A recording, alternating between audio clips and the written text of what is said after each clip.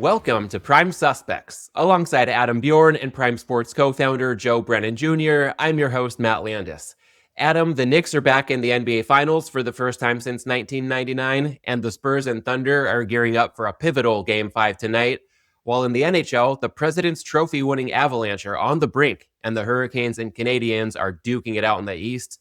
All things considered, how has the last week of playoff action been at Prime Sports and Betcris, and which series has created the most exposure? Action's been good. I mean, the action on the Thunder Spurs has been back and forth, almost well balanced in multiple of the games. My favorite's been the Knights. They've been a day to play every single day. The fans are having some winners. So it's been a lot of fun watching those games. And I mean, oh boy, like first games, both series, away team wins. Colorado, we've just been talking about, well, their exposure, they're just going to run over this. And I mean, that's been a fun series. But the NBA, I mean, again, outranks the NHL when it comes to volume and sweating and everything else.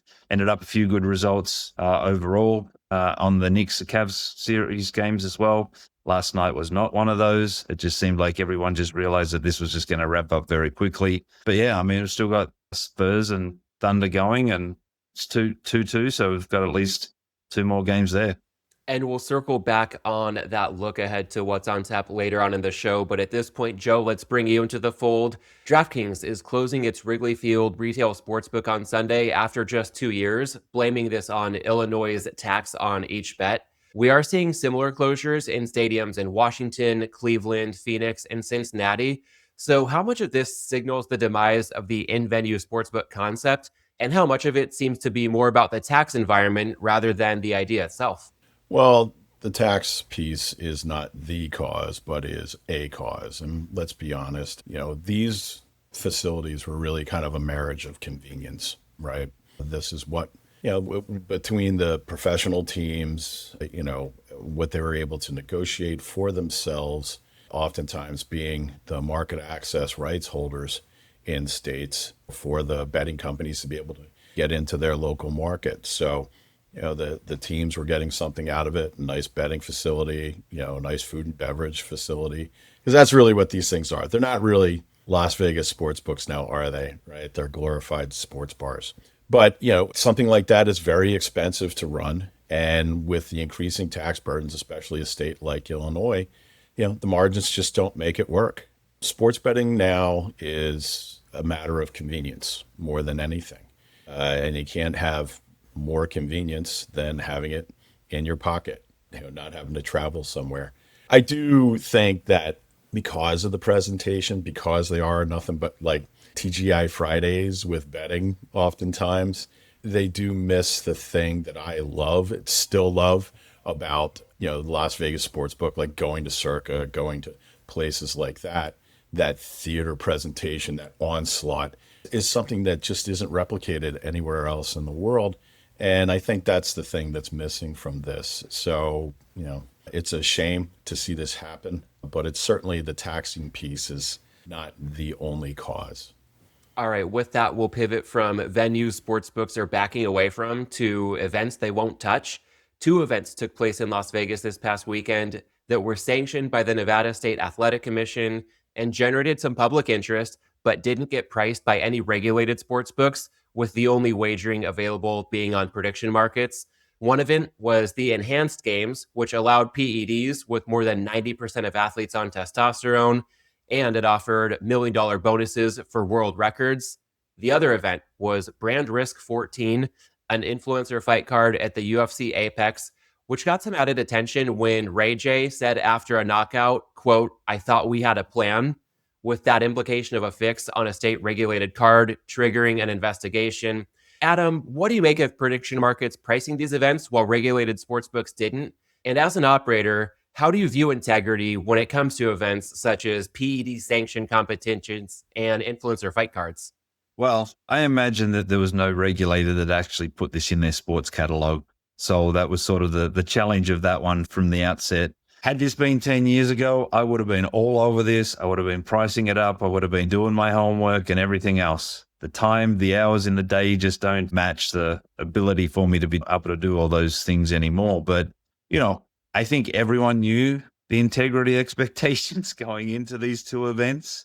I actually didn't hear or watch or anything of either of them as well. But I mean, predictions, why not? I mean, they're not actually taking any risk, remember? They're in the middle, taking their commission of a one person betting against another company or something like that.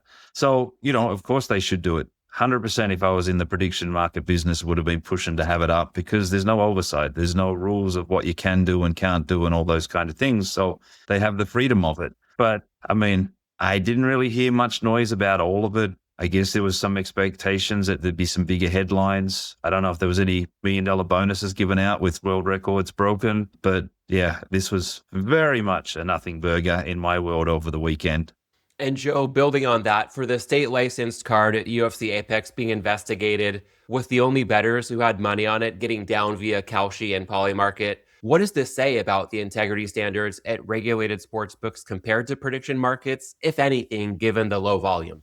What it says is we're just going to see a repeat of the same kind of formula that you have globally when it comes to match fixing. The people are not really fixing matches in the EPL or the IPL or any of the major leagues. They're fixing it, down card, so to speak, in minor leagues with small money, bits like that. I have to say, I would definitely not rank this high on Ray J's list of works over the years. You got to stay away from cameras. I think the Kim video is still number one as far as his oeuvre. But I mean, it just makes this all laughable. I mean, there's no reason why anybody should be taking action on this. I hear what Adam's saying about, the prediction markets make hay while the sun shines, things like that.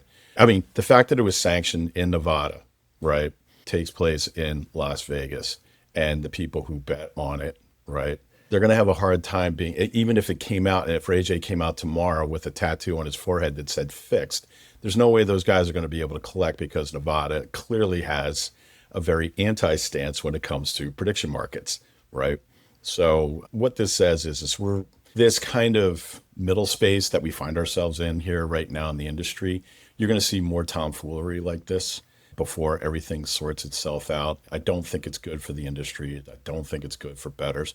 But you know what? If there's a buck to be made out there, you're going to have dipshits lining up to do stuffed up and stuff like the juiced games and this pathetic card of fights, which I didn't think you could take MMA any lower, but apparently I was wrong. Well, shifting from a couple events regulated sportsbooks didn't touch to a main event people can't get enough of these days, Circa Sports has announced its 2026 NFL contest lineup, with Survivor now guaranteeing $20 million, the largest in U.S. legal sports betting history, after 5 entries ran the table last year, splitting $18.7 million. Combined with Circa Million 8 and its $6 million prize guarantee, as well as Circa Grandissimo, the Survivor contest with a $100,000 entry fee and a $4 million prize guarantee. Total guarantees across the 3 contests stand at $30 million. Adam, Circa Survivor has been a prominent topic on this show. So with registration now open, how are you starting to think about your approach this year, including any potential strategy shifts with the prize pool increasing to $20 million? Not really thinking too much about it right now. However, and I've said it openly and publicly, and I know there's probably circumventing some kind of TNCs or whatnot, but I plan to get as many damn entries as I can, find partners, find whoever else wants to get into this. I think this is, when you get knocked out the previous year, one of the best things looking forward to the following year is when the hell does Circa Survivor start again?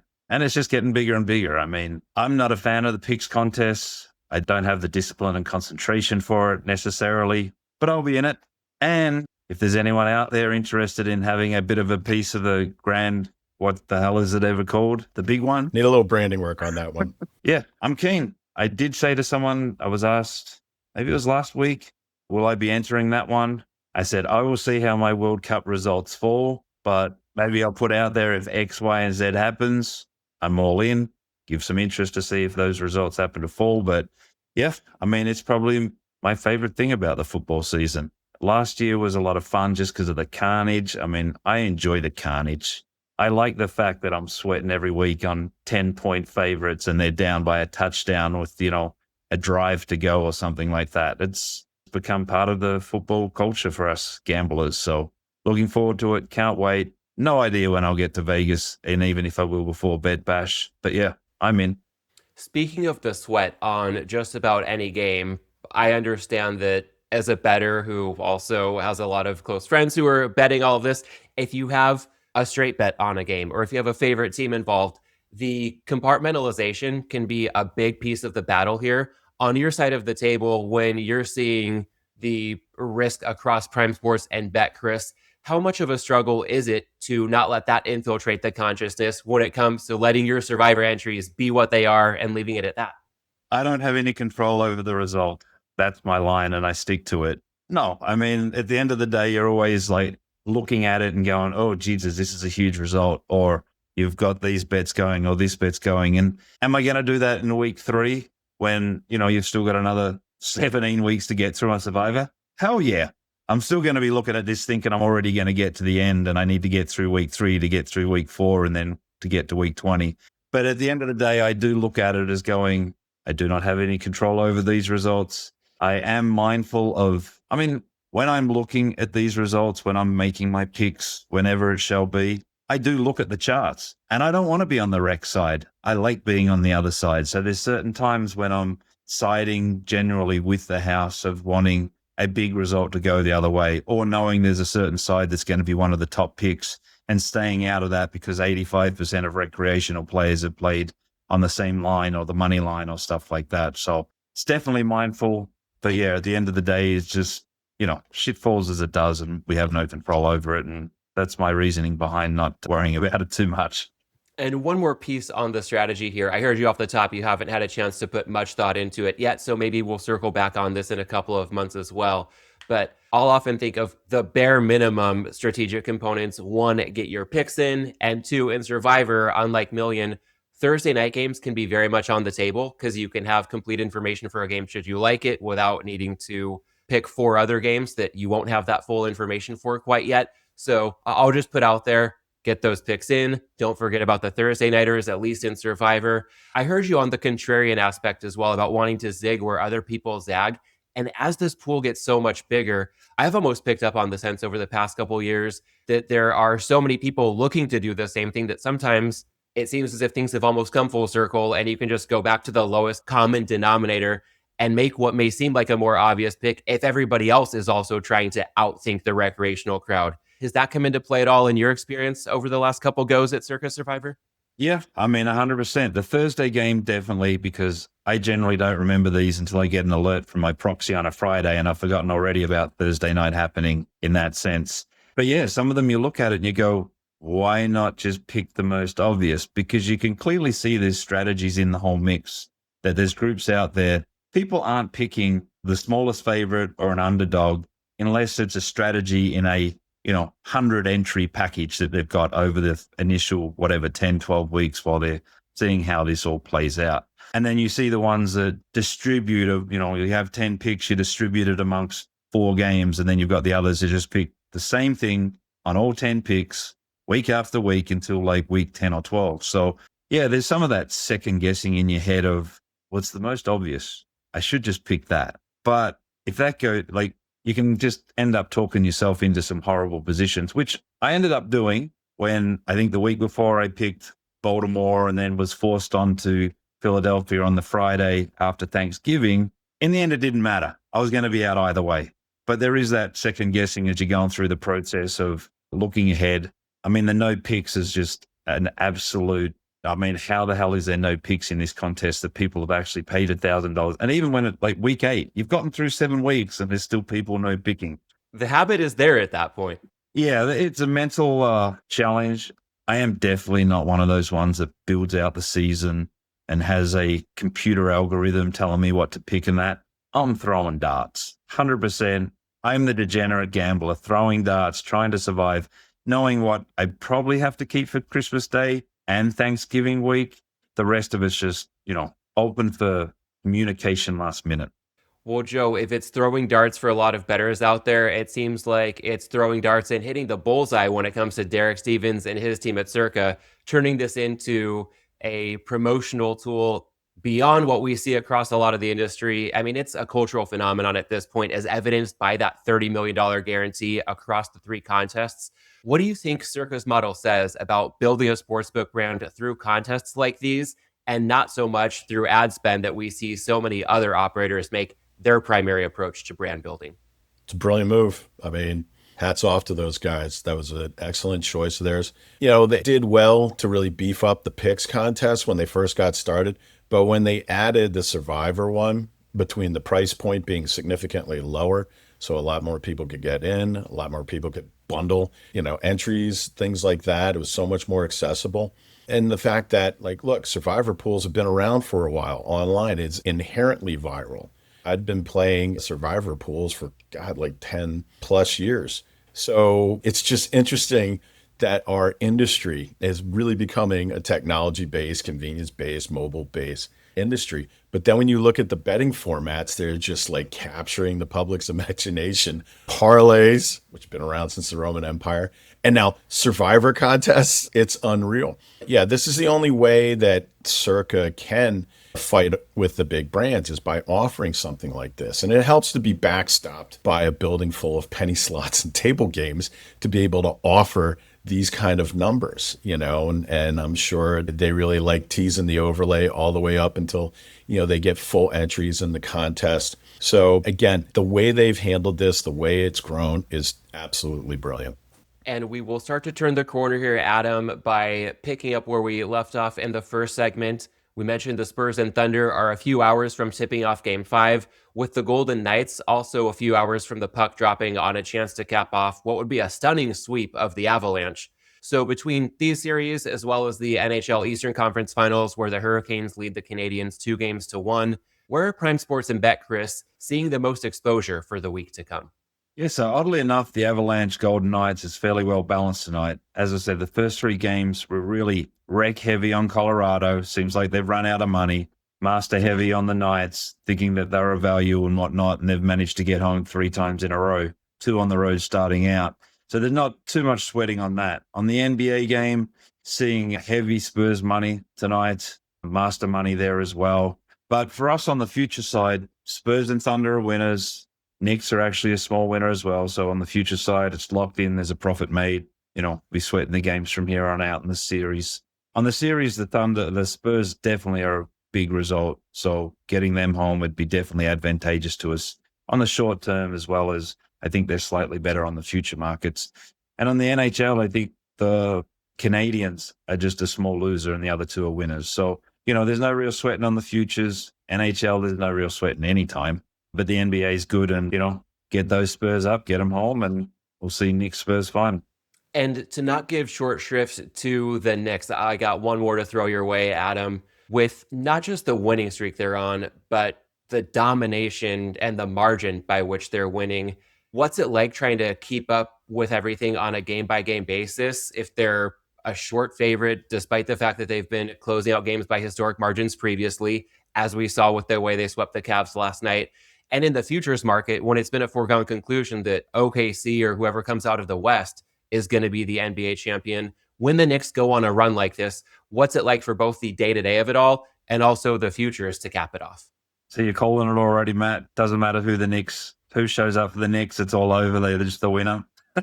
Well, the narrative has been whoever comes out of the West is the winner. Now it seems like we might have a dogfight in the final regardless. Listen, for me, 27 years or something since they've been in the finals. I did see Gary V videos popping up last night, where he's a little bit like, what the hell did I do? I haven't been to the finals. And he's a Jets fan, so we, know there's sort of a real struggle there. So that's what I like about this. I like the fact that there's been, and I mean, there's superstars, whatnot, Spike Lee, all these guys, all these ones that have stuck by this team for decades, for probably lifetimes for some people.